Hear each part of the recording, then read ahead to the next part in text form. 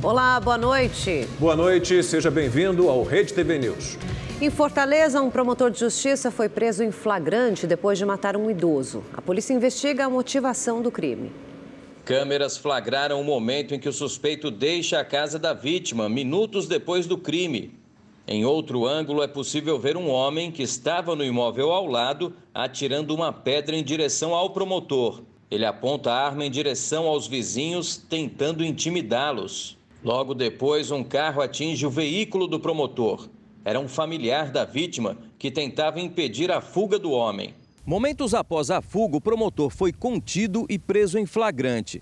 Na ação, uma pistola calibre 38 foi apreendida. Segundo a polícia, o promotor teria discutido com a vítima antes do crime. A motivação ainda é investigada. Este vizinho da vítima ouviu os disparos. Estava em casa escutando barulhos de tiros e curiosidade, claro, mas esperando se acalmar a situação. Quando eu saí, eu vi chegando uma viatura e meninos estavam, os filhos dele, falando com eles, para eles irem atrás do atirador. Durval César Leite de Carvalho tinha 72 anos. O autor do crime é o promotor de justiça, Ricardo Brígido Memória, de 66. O Ministério Público do Ceará informou por nota que instaurou um procedimento investigatório criminal que deve ser concluído em 10 dias. A defesa do promotor não se manifestou. Um jovem foi preso depois de invadir uma escola municipal de Vitória, no Espírito Santo, e ele é ex-aluno do colégio. O rapaz de 18 anos entrou na unidade e ameaçou estudantes e um professor. Um vídeo gravado do lado de fora da escola mostra o jovem armado andando por um dos corredores. Assustados, os alunos fizeram barricadas com carteiras para impedir a entrada dele nas salas. Nessa outra imagem, o invasor já aparece contido, deitado no chão. Aos guardas municipais, ele disse que queria aloprar uma galera. O jovem carregava uma mochila com bombas caseiras, facas e armas de disparo de flechas. Uma família de Embu das Artes, na Grande São Paulo, aguarda há 2 anos pela punição de um assassino. O crime foi gravado por câmeras de segurança. O homem matou um amigo, foi identificado, mas não chegou nem a ser detido. O crime aconteceu em abril de 2020. A vítima, João Vicente da Silva, está conversando com um amigo em um bar. O agressor, Denilson Ferreira dos Santos, aparece caminhando na rua. Ele pega uma barra de madeira e volta onde está a vítima. João Vicente tenta se defender, mas acaba recebendo uma pancada na cabeça e cai. As imagens são fortes. Mesmo no chão, ele recebe outros golpes. João Vicente tinha 56 anos e não resistiu aos ferimentos. O crime aconteceu neste local. O bar não existe mais, virou um depósito. Mas a câmera de segurança que registrou tudo continua ali.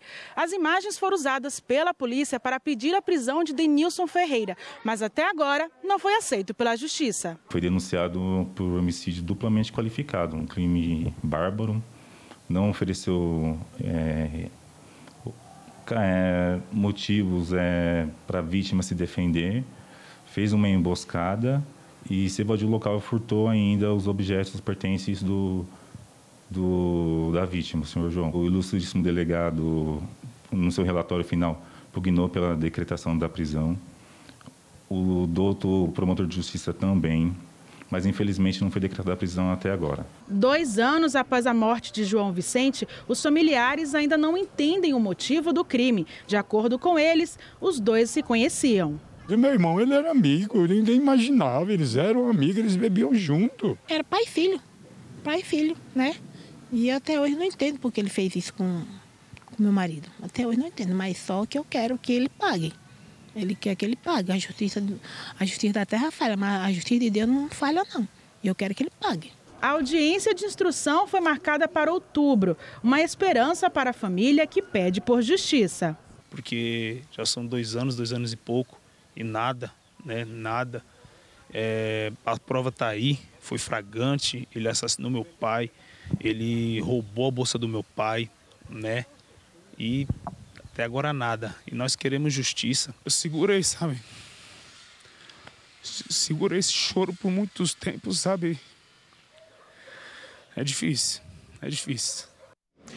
Em nota, a defesa de Denilson Ferreira da Silva alega que alguns pontos importantes do processo não foram esclarecidos e que serão discutidos na audiência de instrução em outubro. A Justiça do Rio de Janeiro aceitou a denúncia do Ministério Público e tornou réu o cirurgião plástico Bolívar Guerreiro, acusado de manter uma paciente em cárcere privado depois de um procedimento estético que deu errado. Uma técnica de enfermagem também é ré no processo. O cirurgião Bolívar Guerreiro foi denunciado por tentativa de homicídio qualificado por motivo torpe. Ele foi preso em julho depois que Dayana Cavalcante denunciou à polícia que era mantida em cárcere privado pelo médico. Dayana havia passado por cirurgias estéticas e teve necrose em partes do abdômen. Só depois de entrar na justiça, ela foi transferida para o Hospital Federal de Bom Sucesso em estado grave para continuar o tratamento. O MP também denunciou a técnica em enfermagem Kellen Queiroz, de 31 anos. Foi ela quem levou Dayana a uma churrascaria após um dos procedimentos, com a justificativa de melhorar a recuperação da paciente. Kellen também é investigada por exercício ilegal da profissão de médica. Pelo menos 2 pacientes contaram que a técnica emitia atestados, participava de cirurgias e receitava remédios no Hospital Santa Branca, em Duque de Caxias, na Baixada Fluminense. 5 meses depois do primeiro procedimento, Dayana segue internada. Ontem ela passou por uma nova cirurgia no seio e, segundo o hospital, está evoluindo bem. Ao receber a notícia sobre as denúncias, Dayana ficou aliviada. Eles têm que pagar por tudo que eles fizeram, por eu estar aqui sofrendo até hoje. E eu quero a justiça, quero que a justiça seja feita para ele e para ela. Golpistas que se passam por médicos ou funcionários de hospitais têm tirado dinheiro de pessoas com parentes internados. Pois é, as quadrilhas se aproveitam de muitos momentos de fragilidade e desespero também dessas famílias. A gente vai ver na reportagem de Giovanni César. A mãe da Érica passou uma semana em estado grave no hospital público da capital paulista. No 6º dia de internação, ela recebeu uma ligação de um suposto médico do plantão. O homem disse que precisava de R$ 1.500 para fazer um exame que não contava com a cobertura do Sistema Único de Saúde. Com todas as informações que ele me passou da minha mãe, eu acreditei nele.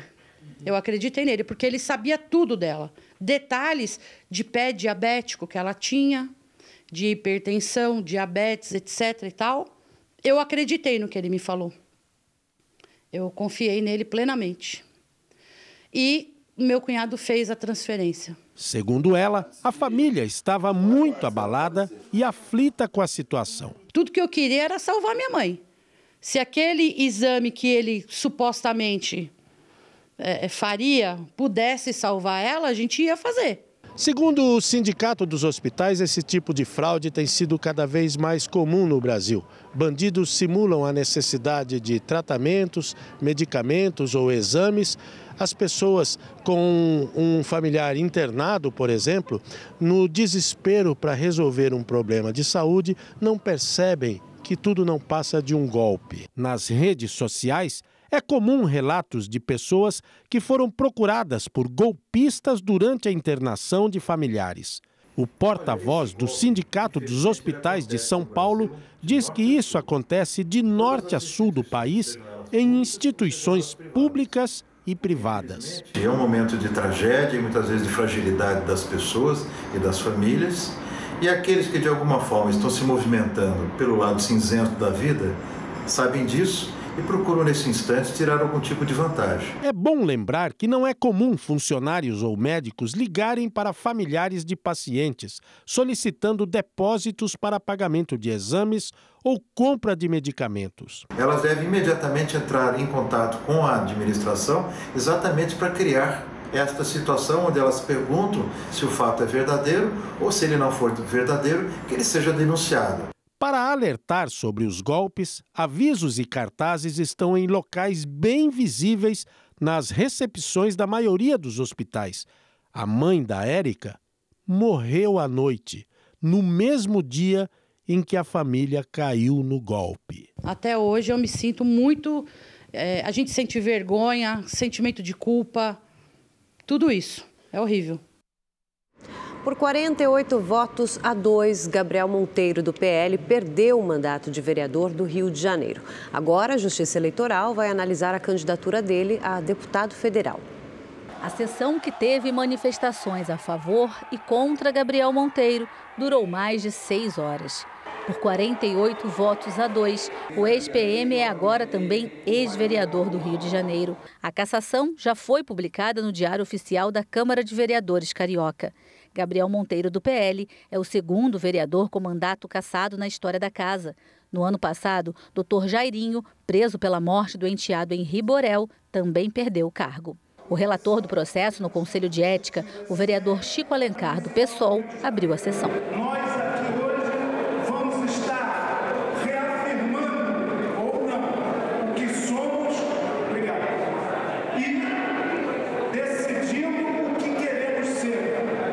Se é uma casa parlamentar pautada pela ética, pelo decoro e pelo interesse público, ou que cede a comportamentos inadequados.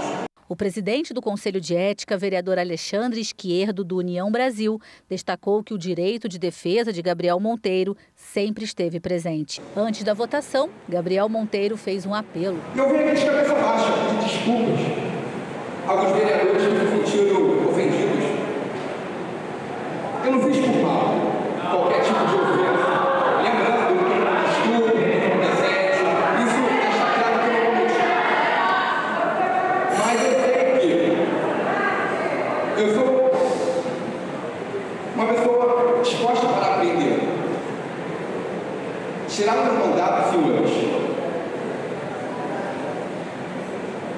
é decretar para mim, para minha honra, minha moral, a minha morte.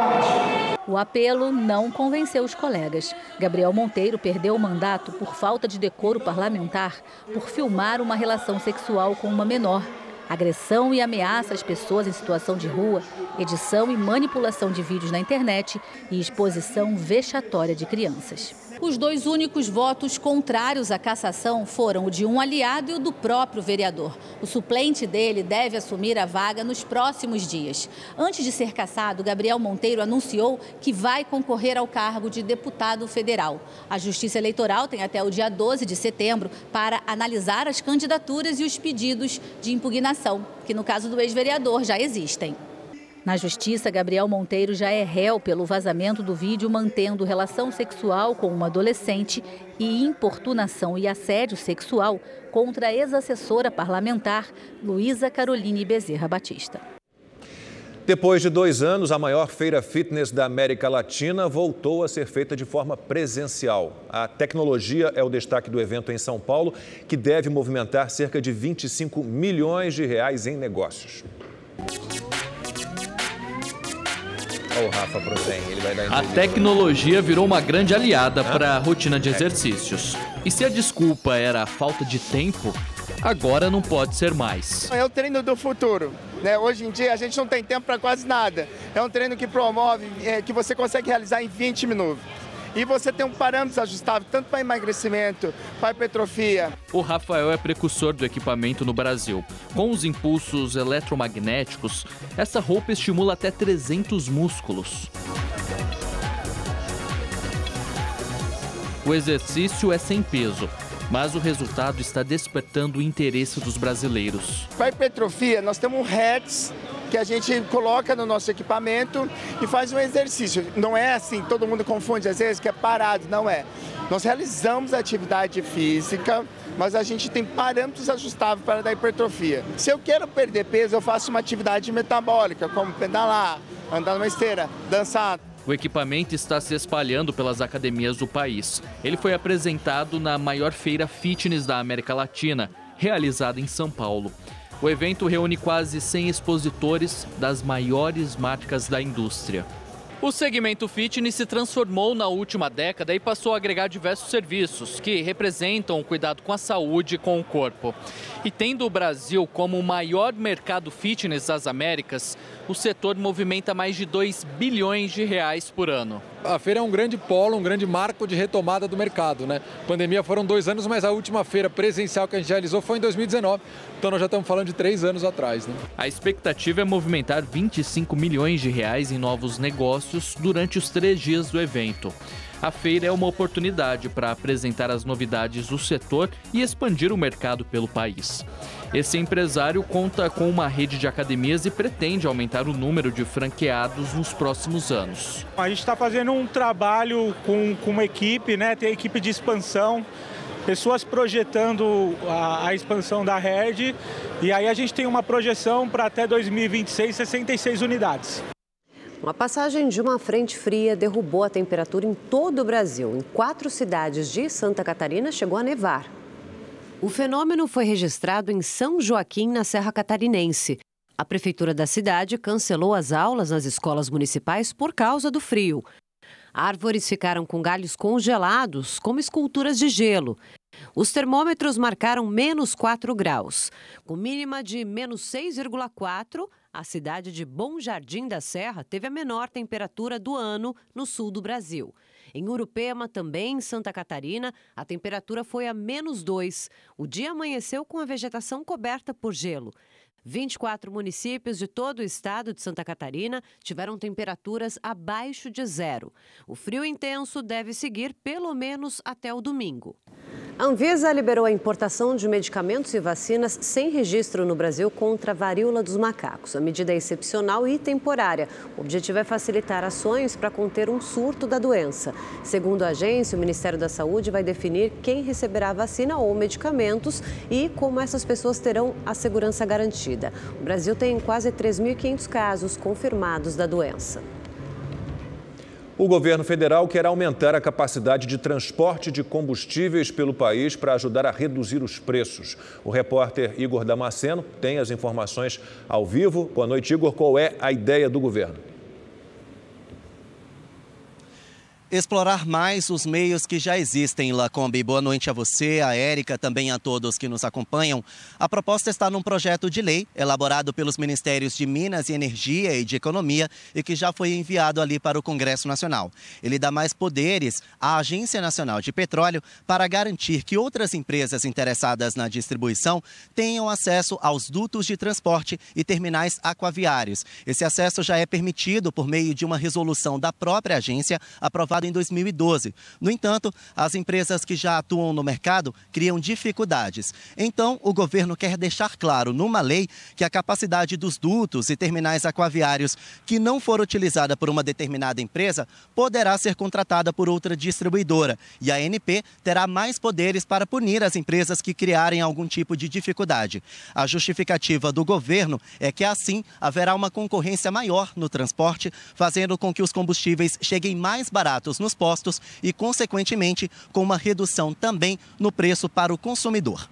Igor Damasceno, de Brasília, para o Rede TV News. A gente está de volta. O leilão de aeroportos deve ajudar a impulsionar ainda mais a economia. O governo federal espera investir o dinheiro que era gasto nos terminais em outras áreas consideradas prioritárias. Quase 3 bilhões de reais. Essa foi a arrecadação do governo com a 7ª rodada de privatização dos aeroportos. Valor que servirá para melhorar a qualidade de mais de 500 aeroportos e aeródromos públicos espalhados pelo país. E essa é apenas uma parcela do que rendeu essa etapa da privatização. De acordo com o secretário nacional de Aviação Civil, o maior ganho foi o acordo de investimentos firmado com as empresas vencedoras. É um leilão que vai trazer 7,3 bilhões de investimentos no setor de aviação civil do Brasil. Trouxemos aí grandes operadores globais, com expertise e em prática em operação de grandes aeroportos no mundo, e nós temos a certeza que isso vai trazer melhorias para o nosso setor aeroportuário, além dos investimentos contratados, que é vital para que a gente possa desenvolver a malha aérea do nosso país. A nova gestão deve começar a administrar os aeroportos em abril do ano que vem. Agora, mais de 90% do tráfego aéreo no Brasil passa a ser controlado pela iniciativa privada. Onde já foi feita a concessão, os resultados são positivos. O Aeroporto Internacional de Brasília, onde circulam cerca de 10 milhões de pessoas por mês, foi privatizado em 2012. Depois da mudança de gestão, foi eleito o mais pontual do país. Quem costuma viajar observou as mudanças. Melhorou muito a privatização do aeroporto. A comodidade, os espaços, né, as acomodações, os serviços melhoraram no atendimento interno do aeroporto e ficou mais bonito. Eu gostei bastante, ele é bem organizado, é a primeira vez que eu venho aqui e eu pretendo passar por aqui mais vezes. A iniciativa privada tem muito mais flexibilidade, tem muito mais condição de investir, trazer tecnologia, trazer boas práticas para o setor, e é isso que nós vemos, né? Onde sai o setor público e entra o setor privado no ramo da aviação, o sucesso realmente é muito claro para a população e para a sociedade. Mas não é só quem tem dinheiro para viajar de avião que sai ganhando com as privatizações. O valor que o governo gastava nos aeroportos agora poderá ser usado para investimento em outros setores. Isso significa que haverá mais dinheiro para melhoria no transporte rodoviário e na qualidade das rodovias.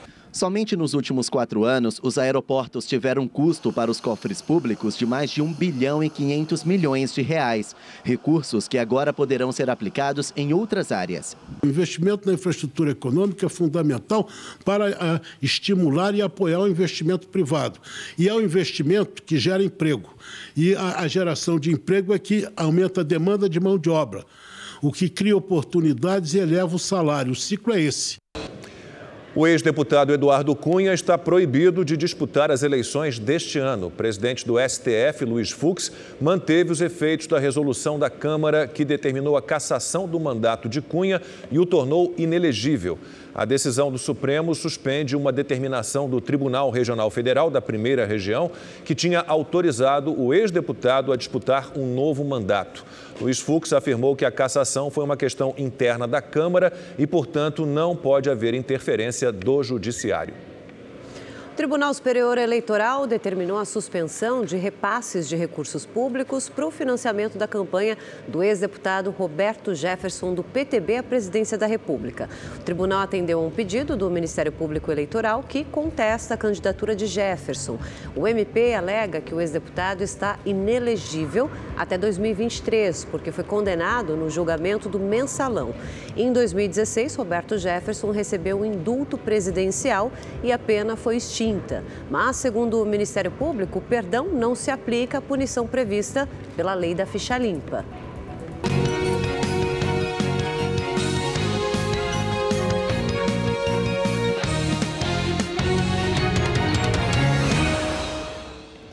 Os candidatos a governador de São Paulo se reuniram com o presidente do Tribunal Regional Eleitoral.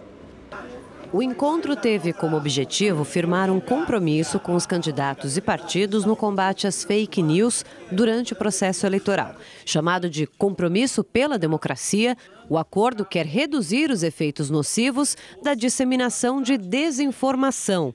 Estiveram presentes os candidatos e representantes de candidatos ao governo do estado de São Paulo. Entre eles, Rodrigo Garcia, do PSDB, Tarcísio de Freitas, do Republicanos, Lúcia França, do PCB, vice na chapa do candidato do PT, Fernando Haddad, Vinícius Poit, do Novo, e os representantes dos partidos União Popular e PCB. De acordo com o presidente do TRE de São Paulo, desembargador Paulo Galizia, esse compromisso firmado hoje só poderá ser alcançado com a participação dos partidos, candidatos e apoiadores. Nós estamos tomando várias medidas contra a desinformação, como foram relatadas aqui na reunião para os candidatos, mas sem o auxílio dos atores da eleição, que são os candidatos, os cabos eleitorais, isso não chega a um bom termo. O que nós queremos é que as eleições transcorram com menos embate e mais debate, que esses debates sejam um debate de ideias e não desinformação. Vamos ver agora como foi o dia dos candidatos à presidência. Jair Bolsonaro, do PL, cumpriu a agenda em Belo Horizonte, onde participou da sessão de instalação do Tribunal Regional Federal da 6ª Região. Ao lado de autoridades e ministros, o candidato à reeleição recebeu os cumprimentos e deu posse aos 18 novos desembargadores federais. Só quero agradecer a todos por esse momento, parabenizar Minas Gerais e pedir a Deus que ilumine a todos vocês daqui a aproximadamente 50 dias, onde estaremos decidindo o que nós queremos para o nosso Brasil. Ciro Gomes, do PDT, visitou em Osasco, na Grande São Paulo, empresas que produzem produtos ferroviários. O candidato destacou que uma de suas metas é aumentar o número de vagas de trabalho no país. A proposta é gerar 5 milhões de empregos nos 2 primeiros anos do meu governo. Eu sei bastante bem o caminho, são 14 mil obras paradas, que já estão licenciadas e licitadas e que podem dar um retorno rápido. À tarde, Ciro Gomes viajou para o Rio de Janeiro para inaugurar o comitê de campanha do partido na capital fluminense. Simone Tebet, do MDB, fez campanha no ABC Paulista. A candidata andou pelas ruas do centro de Diadema e falou com comerciantes. Uma cidade forte para falarmos de emprego. A nossa obsessão é emprego, emprego, emprego. O Brasil precisa voltar a crescer para gerar emprego e garantir ao cidadão dinheiro no bolso. Tebet também visitou Santo André, onde esteve no Fundo Social de Solidariedade. Soraya Tronic, do União Brasil, apresentou o plano de governo ao chefe do Executivo paulista, Rodrigo Garcia, do PSDB. O principal destaque, segundo a candidata, é a economia. O maior e único problema que o Brasil tem realmente, que é a falta de prosperidade. Nosso povo precisa prosperar. E quando a economia vai bem, governador, tudo vai bem. Vera Lúcia, do PSTU, acompanhada da candidata a vice Raquel Tremembé, gravou vídeos para as redes sociais e deu entrevista por telefone. O sistema capitalista tem uma característica: quem não trabalha, que é a classe dominante, é a grande burguesia, essa é quem se apropria do trabalho realizado pela classe trabalhadora. Sofia Manzano, do PCB, deu entrevista coletiva na sede do partido no Rio de Janeiro para apresentar o plano de governo. Então, em primeiro lugar, dizer que o nosso programa é um programa anticapitalista e antiimperialista e tem como eixo determinante para informar o conjunto de todas as políticas do governo a prioridade do interesse da classe trabalhadora. Luiz Inácio Lula da Silva, do PT, gravou o programa eleitoral e se reuniu com o candidato a vice-presidente Geraldo Alckmin. José Maria Emael, do Democracia Cristã, deu entrevista. Felipe Dávila, do Novo, também fez gravações de propaganda eleitoral. Léo Péricles, do Unidade Popular, deu entrevista, participou também de um debate na USP. Pablo Marçal, do PROS, deu entrevistas, se reuniu com apoiadores e gravou material para a campanha. E a primeira semana de campanha eleitoral é o tema da rodada de opinião.